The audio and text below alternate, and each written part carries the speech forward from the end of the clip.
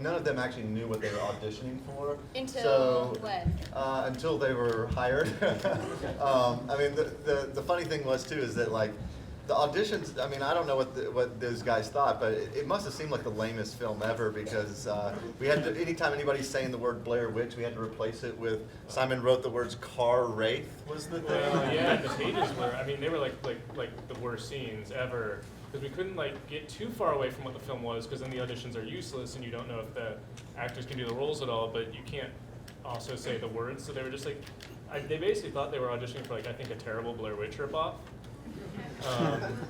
Actually, wait, there was the production manager that came on late, and he had the fake script.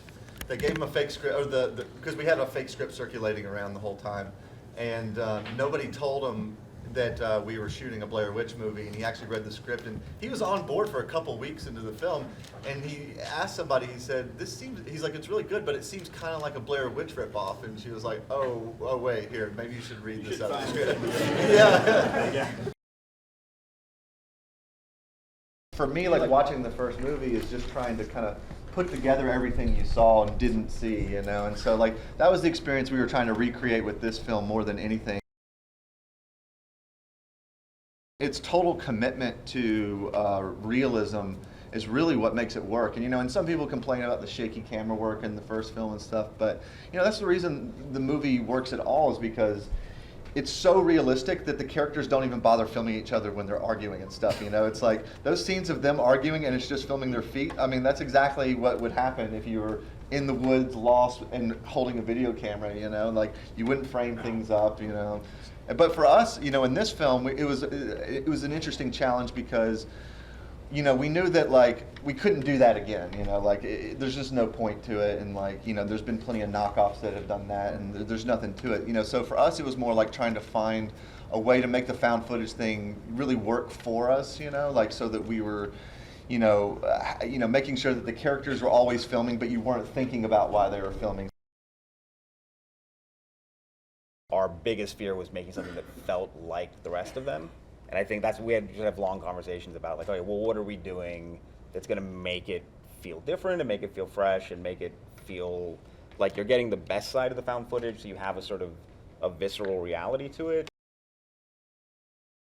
I had this thing hovering over me where I was I've done these found footage anthology things. I felt like they always ended up with these kind of half-assed results, but it did tell me a lot about what I liked and didn't like. And so when this project, even the idea of it came up, it was for me. It was okay, I'm gonna go in here and I'm gonna try to make the absolute best found footage movie that I can, and what better way to try to redeem myself in my own mind, than taking the all original, Blair Witch found footage thing and then try to do, something else with it. Yeah, I mean, we were all careful and didn't step in poison oak. We also had the best greens team. Yeah, we had an amazing greens team that would come in and clear the area and make yeah. sure everyone would listen. And they would come through and tell us Yeah. this tree no one should touch because it might touch fall that. on you. And then they were great, and they did all the Twilight movies. And, well, yeah, and you don't even before you go into it, you don't even think about how complicated that is. Where you're it's you need enough of a trail where the characters can walk through, but not so much that it looks like a walking trail. And then you walk over it a million times, and then it's suddenly looks like people have walked over it. And so then these guys are constantly going in there and redoing stuff, and so it was more that was the hassle than actual problems. I mean, there was one night where we were shooting where, we were in the middle of a take. It's actually during the campfire scene. We did that scene kind of twice. We shot it one way, and then at the end, we came back in and did pickups on it. And there was these crazy noises out there. We actually stopped the scene, and we were still recording it. It's really low, so I wasn't able to use it in the mix. But I don't know if it was some animal getting devoured and it was screaming and stuff. It was really disturbing. It was really disturbing. We're all just taking it in.